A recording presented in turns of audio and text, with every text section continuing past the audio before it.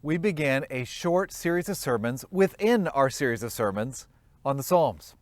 We began to focus on what we're calling the Psalms of the Passion. That is, Psalms that were written 1,000 years before Jesus was even born, but upon mature Christian reflection, obviously were singing about the suffering of our Lord Jesus Christ. These songs had meaning for King David and the other faithful believers who sang them when they were first written, but they also foreshadowed and prefigured great King David's greatest son, King Jesus, and what he went through in his passion. Last time we looked at Psalm 69, which is probably the most quoted psalm in the New Testament.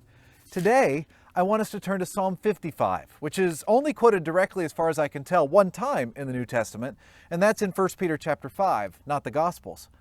But Christians for centuries have heard the voice of Jesus as they've read Psalm 55, especially as they contemplated how Jesus must have felt when he was betrayed. Because Psalm 55 is a song about betrayal. King David was under attack. He was threatened on every side, and it was scary. But the worst part of his experience recounted in this song was that it wasn't a faceless enemy that was behind the attacks on David and his city. His enemy had once been his friend. His enemy had once been his friend. Have you ever been betrayed? We've all tasted betrayal on some level. Well, King David experienced it on an excruciating level, and King Jesus experienced it on a crucifying level. What do you do when betrayal happens to you? Well, here's the title of our message for today. It actually comes from the end of Psalm 55. It's in verse 22. It's the bottom line, the bedrock. At the end of the day, what we should do when something like this happens to us. Cast your cares on the Lord. Cast your cares on the Lord. Cast your cares on Yahweh, the triune God of the universe. Cast your cares on the Lord. Now that sounds nice. It's obviously right? Christians all know this, don't we? But it might sound trite or too easy or too nice or too pretty. It might sound like a little meme with a pretty background with a flower or a tree picture with it that you post on social media. Cast your cares on the Lord. But we'll see as we read Psalm 55 that word cares is describing an awful reality. Real burdens, real pain, real heartache and anguish, from which David never actually escapes in this psalm.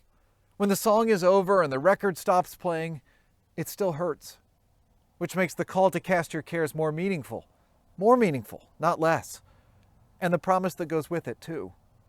Let me show you what I mean. Let's get into Psalm 55 together and see and feel for ourselves these cares that David was experiencing. Psalm 55, verse 1. For the director of music, with stringed instruments, a maskil, a teaching psalm of David. Listen to my prayer, O God. Do not ignore my plea. Hear me and answer me.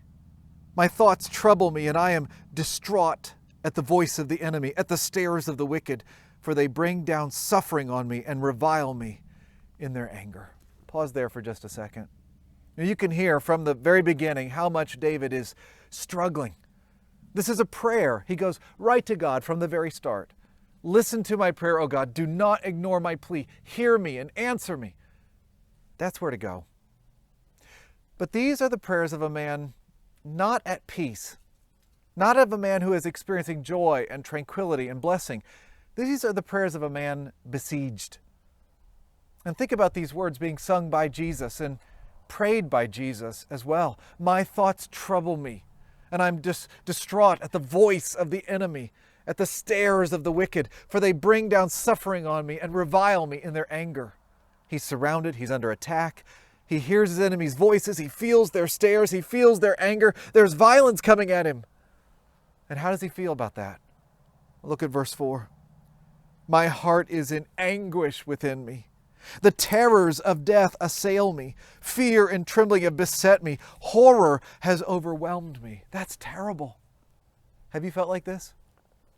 What did you do when you felt like this? I have only two major points of application from Psalm 55 for us to learn today.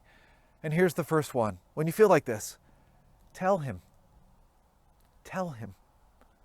When you feel these kinds of feelings, when you experience this kind of distress, when you are afraid with these kinds of fears, make sure you tell God how you feel.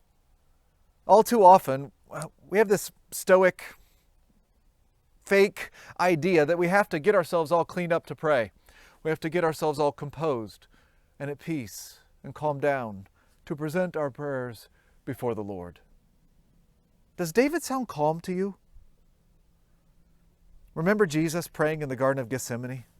How he fell down on his face, how he sweat drops of blood, how he asked that the cup be taken from him.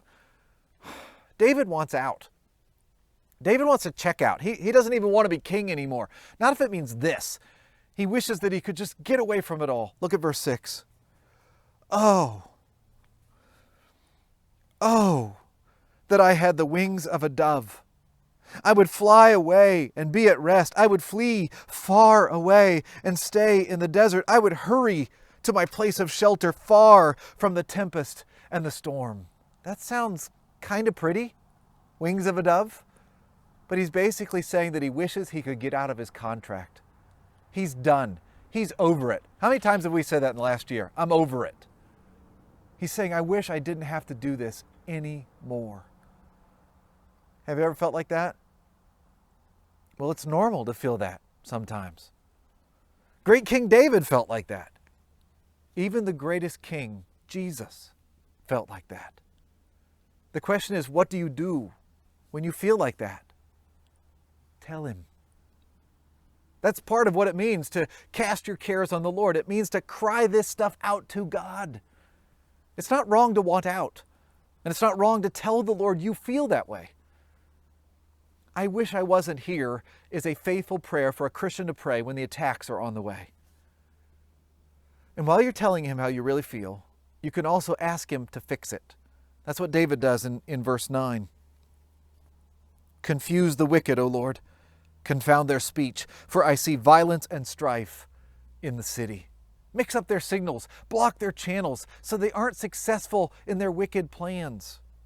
He says, day and night they prowl about on its walls. Malice and abuse are within it. Destructive forces are at work in the city. Threats and lies never leave its streets. Things are bad, and they aren't getting any better. The threat is constant, day and night. David wants the Lord to scramble the communications of the wicked, just like he did at the Tower of Babel, so that these gangs of insurrectionists will not be triumph in destroying Jerusalem. There is no escape in sight. But here's the worst part. Look at verse 12.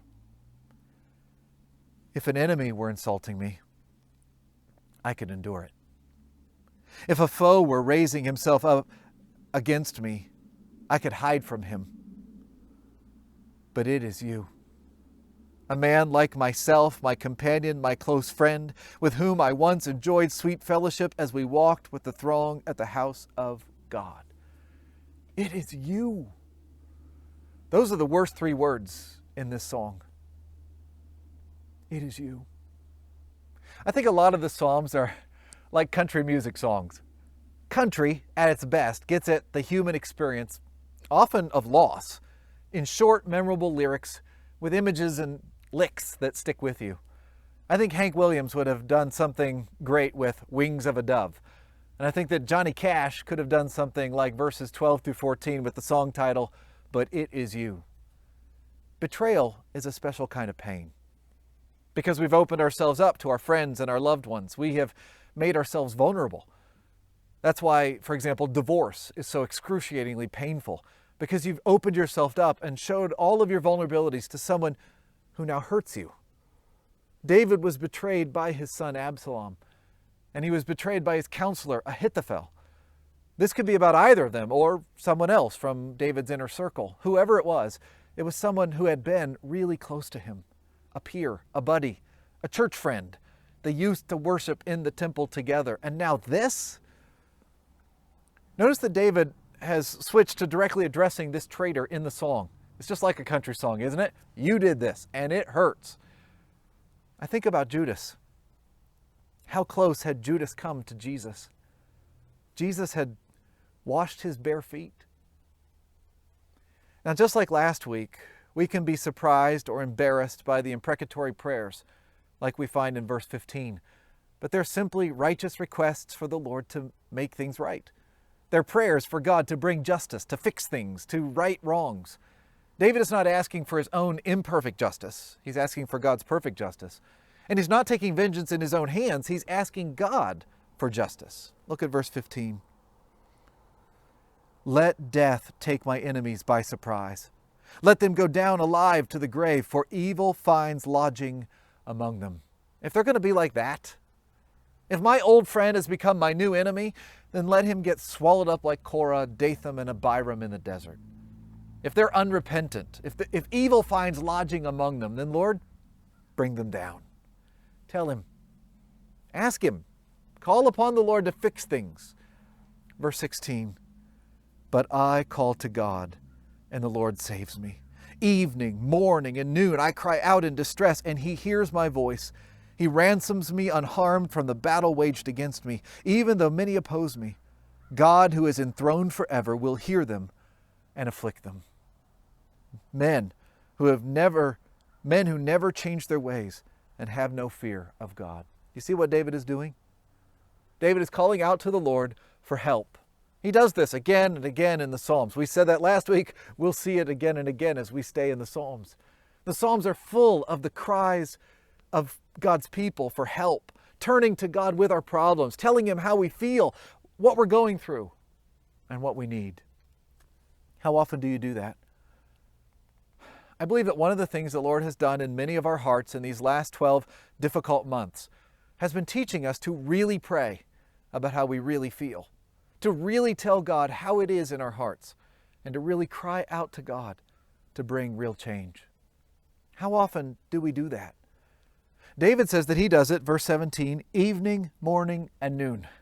That's probably a way of saying all day long. But it's not a bad idea to set a timer on your phone and stop and pray several times a day, evening, morning, noon. I cry out in distress, and he hears my voice. Do you hear that note of confidence? He hears my voice.